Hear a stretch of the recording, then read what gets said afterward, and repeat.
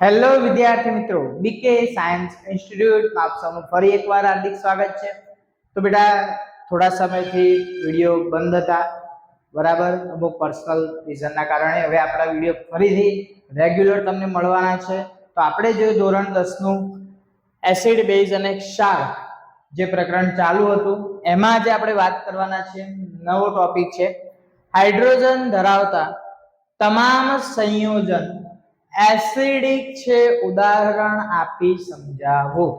હવે અહીંયા બેટા બહુ સિમ્પલ એક નાનકડી પ્રવૃત્તિ તમારે કરવાની છે। તમારે અહીંયા 4 પ્રકારના દ્રાવણ લેવાના છે। તમે કહેશો સર 4 પ્રકારના એટલે જુઓ કેવી રીતે। પહેલે તમારે લેવાનું છે એસિડ, તો એક આપણે લઈએ સલ્ફ્યુરિક એસિડ, સલ્ફ્યુરિક એસિડ। બીજું આપણે લઈશું હાઇડ્રોક્લોરિક એસિડ, હાઇડ્રોક્લોરિક એસિડ। ત્રીજું આપણે લઈએ છીએ ગ્લુકોઝ, C6H12O6, બરાબર। અને આપણે ચોથું લઈએ છીએ NaOH। ચલો આપણે 3 જ લઈએ છીએ, ગ્લુકોઝ, સોડિયમ સલ્ફ્યુરિક એસિડ અને હાઇડ્રોક્લોરિક એસિડ। હવે તમારી બુકની અંદર તમને આ આખી પ્રવૃત્તિ સ્વરૂપે આપેલો છે પ્રશ્ન, બરાબર।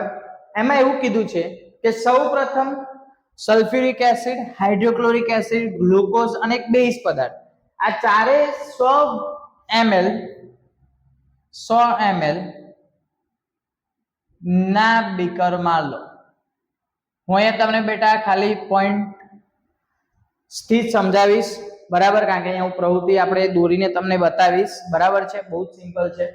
હવે અહીંયા માની લો કે હું 3 પદાર્થ માટે 3 બીકર લઉં છું। આ બીકરને હું નામ આપું છું A। આની અંદર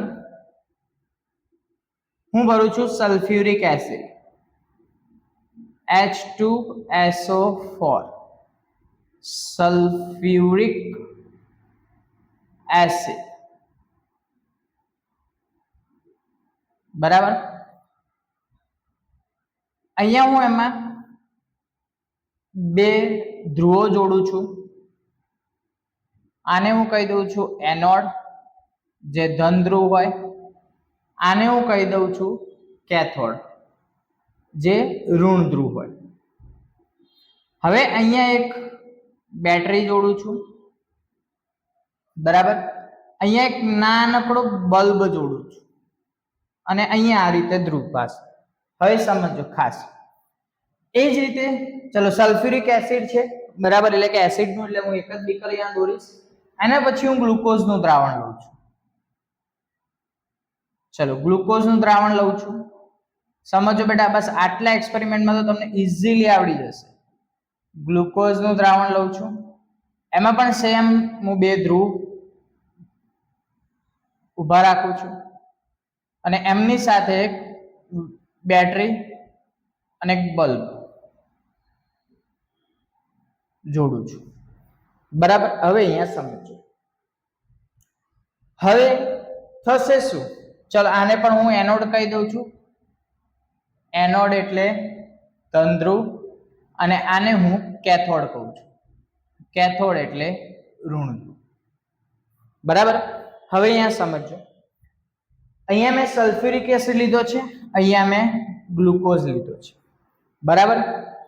હવે જ્યારે હું બેટરી ઓન કરીશ, સમજો બેટા ખાસ, બેટરી ઓન કરીશ, તો બેટરી ઓન કરું તો અહીંયાથી ઇલેક્ટ્રોન આ દિશામાં ગતિ કરશે, આ દિશામાં ગતિ કરશે, બરાબર।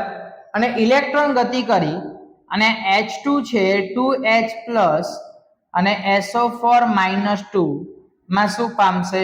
વિભાજન પામશે। શું પામશે? વિભાજન પામશે। અને આપણે ખાલી અવલોકન એટલું જ કરવાનું છે કે બેટરીથી મેં કરંટ પાસ કર્યો, વિદ્યુત પ્રવાહ પાસ કર્યો, તો આ બલ્બ જે છે એ બલ્બ ચાલુ થાય છે કે નહીં, બસ આપણે એ જ વસ્તુ નોટિસ કરવાની છે। તો ચલો માની લો કે બલ્બ ચાલુ થાય, તો બલ્બ ક્યારે ચાલુ થાય કે જ્યારે અહીંયાથી ઇલેક્ટ્રોન એટલે કે કરંટ પસાર થઈ અહીંયાથી અહીંયા સુધી પહોંચે તો જે બલ્બ ચાલુ થાય, બરાબર. જો એ કરંટ અહીંયાથી અહીંયા સુધી નથી પહોંચતો તો આ બલ્બ ચાલુ થતો નથી. તો હવે માની લો કે આ બે ધ્રુવ વચ્ચે તો ફક્ત શું ભરેલું છે, H2SO4. તો હવે કરંટ ધારો કે માની લો કે આ ધ્રુવથી આ ધ્રુવ તરફ પહોંચે તો એનો અર્થ શું થયો કે કરંટ અહીંયાથી અહીંયા સુધી પહોંચે તો H2SO4 દ્વારા જ પહોંચે, અને H2SO4 દ્વારા પહોંચે તો એવું દર્શાવી શકાય કે એમાં શેની હાજરી રહેલી છે, H+ આયનની હાજરી. જ્યારે ગ્લુકોઝની અંદર તમે કરંટ પાસ કરો છો તો આ બલ્બ જે છે એ બલ્બ ચાલુ થતો નથી, અને બલ્બ ચાલુ નથી થતો એનો મતલબ કે ગ્લુકોઝની અંદર H+ આયન નથી, અને H+ આયન નથી એટલે ગ્લુકોઝ એ એસિડ કહેવાય નહીં. તો બસ આપણે સિમ્પલ આ જ રીતે અહીંયા લખવાનું છે કે સૌપ્રથમ સલ્ફ્યુરિક એસિડ, હાઇડ્રોક્લોરિક એસિડ અને ગ્લુકોઝ જેવા અલગ અલગ 3 દ્રાવણોને 3 બીકરમાં લો, બરાબર. ત્યારબાદ તેમાં ધ્રુવ મૂકીને તેમાં વિદ્યુત પ્રવાહ પસાર કરો. વિદ્યુત પ્રવાહમાં એક બલ્બ જોડેલો રાખો. વિદ્યુત પ્રવાહ પસાર કરતા જે દ્રાવણમાંથી એટલે કે જે બીકર ઉપર બલ્બ ચાલુ થાય છે એ બીકરમાં મતલબ એ ધ્રુવમાંથી અને એ દ્રાવણમાંથી વિદ્યુત પ્રવાહ પસાર થાય છે, અને આપણે જાણીએ છીએ કે વિદ્યુત પ્રવાહ એ આયન વગર પસાર થઈ શકતો નથી. તેથી જે દ્રાવણની અંદર વિદ્યુત પ્રવાહ પસાર થાય છે તે દ્રાવણ H+ આયનની હાજરી દર્શાવે છે. આ પરથી કહી શકાય કે તમામે તમામ હાઇડ્રોજન ધરાવતા સંયોજનો કેવા છે, એસિડિક સંયોજનો છે, બરાબર. તો આટલું રાખીએ છીએ બેટા વિડીયોની અંદર. નવા વિડીયોમાં ફરી મળીશું નવા ટોપિક સાથે. ત્યાં સુધી બધાને Tata bye bye, C you.